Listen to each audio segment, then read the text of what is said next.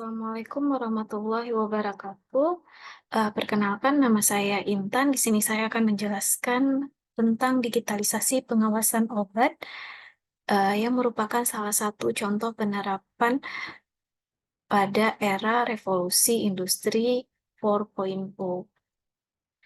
Sebelumnya, perlu kita ketahui secara singkat terkait sejarah revolusi industri. Yang pertama yaitu revolusi industri pertama yang terjadi pada abad ke-18, di mana mengubah masyarakat agraris menjadi masyarakat industri, dimulai ketika penggunaan mesin uap dan mekanisasi proses produksi. Selanjutnya revolusi industri 2 yang terjadi pada abad 19 yang berbasis pada tenaga listrik, di mana produksi sudah dilakukan secara besar-besaran dan digunakan sistem assembly line serta sudah adanya penggunaan tenaga listrik. Selanjutnya, revolusi industri ketiga yang berbasis pada komputer, elektronik, serta teknologi informatika. Produksi sudah menggunakan komputer dan elektronik dan mendorong perubahan besar dalam otomatisasi proses produksi.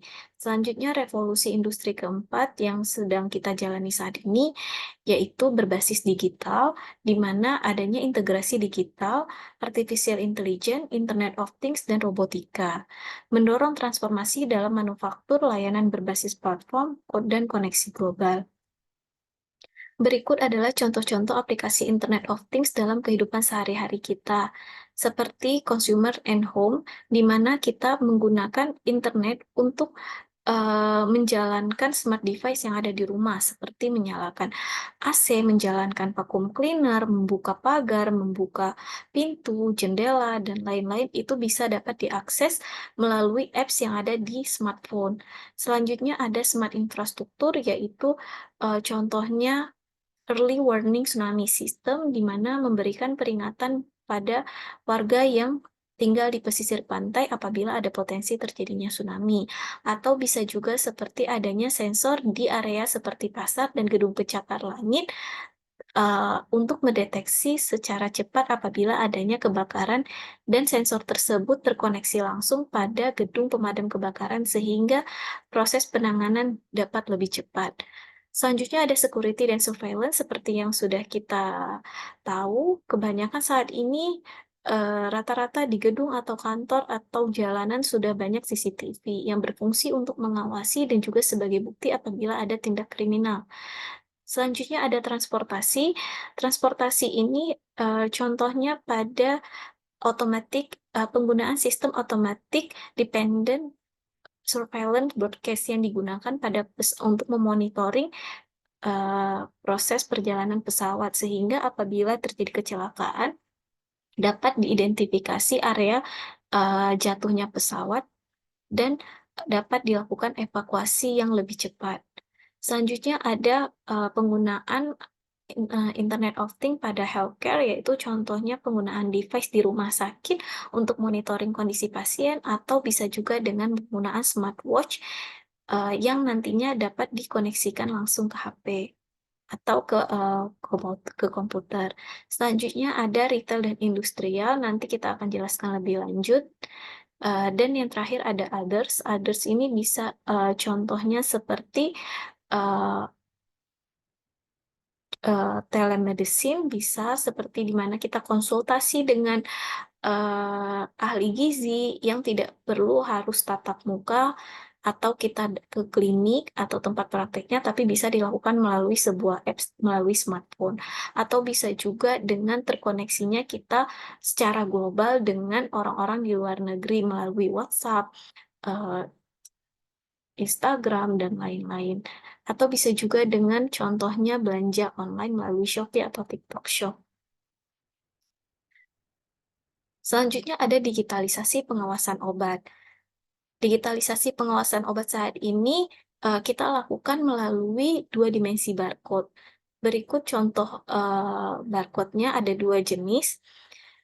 Dua barcode ini nantinya akan ditempelkan atau dicantumkan pada kemasan produk, dan yang mencantumkan adalah industri farmasi.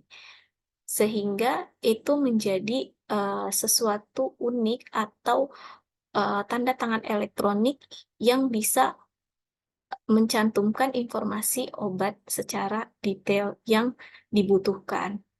Nantinya informasi itu akan juga digunakan oleh pihak distributor dan fasilitas pelayanan kesehatan untuk nantinya mendistribusikan obatnya ke end user. Dan barcode ini juga berfungsi untuk memberikan jaminan atau memberikan kepastian bahwa obat yang diterima oleh si masyarakat ini asli atau memiliki nomor izin edar yang terdaftar di BPOM alias bukan obat palsu. Penggunaan dua dimensi barcode ini bermula pada keluarnya aturan nomor 33 pada tahun 2018 oleh Badan POM tentang penerapan dua dimensi barcode.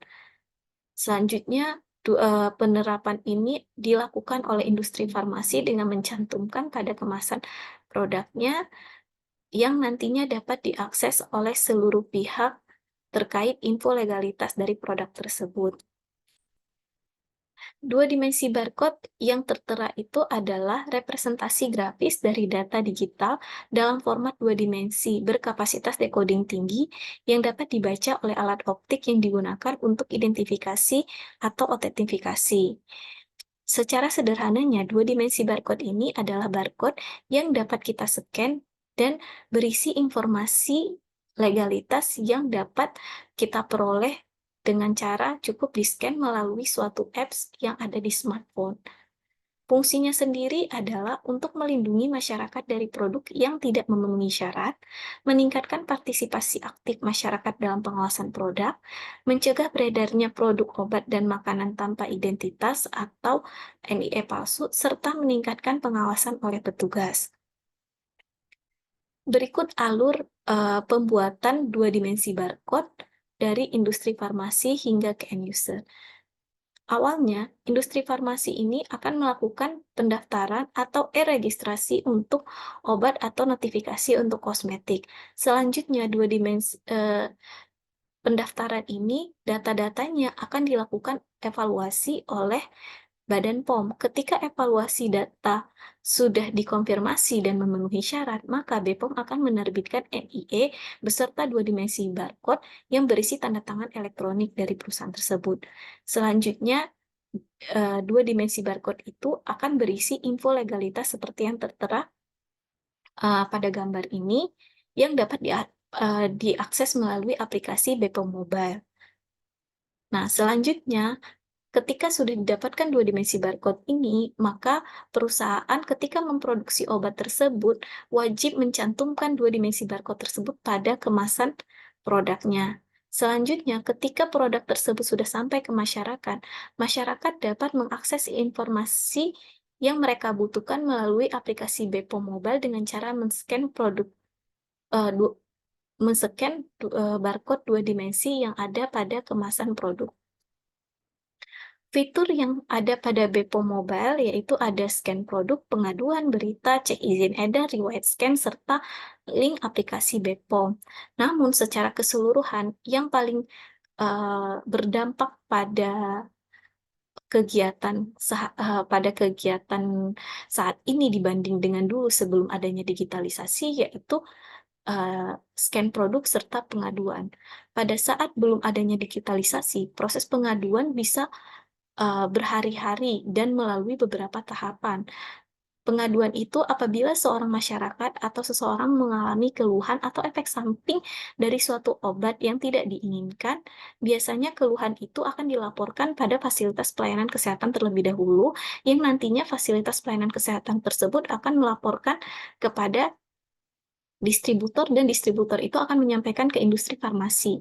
Namun dengan adanya digitalisasi ini, proses bertahapan itu dapat disingkat, dapat dipangkas menjadi satu tahapan saja dengan cara pasien atau orang yang menderita efek samping atau keluhan tersebut dapat mengisi keluhannya melalui fitur BPOM online ini dan menginput data-data produk yang digunakan tanpa harus mencari info itu ke pihak industri farmasi atau pelayanan kesehatan lainnya atau juga ke distributor karena informasi tersebut dapat diakses langsung melalui fitur BPOM online tersebut, mulai dari nomor batch produk, nomor NIE-nya, eee, perusahaan, yang memproduksi, nama produknya, dan lain-lain. Sehingga proses penanganan keluhan bisa lebih cepat dan lebih efektif serta efisien dibandingkan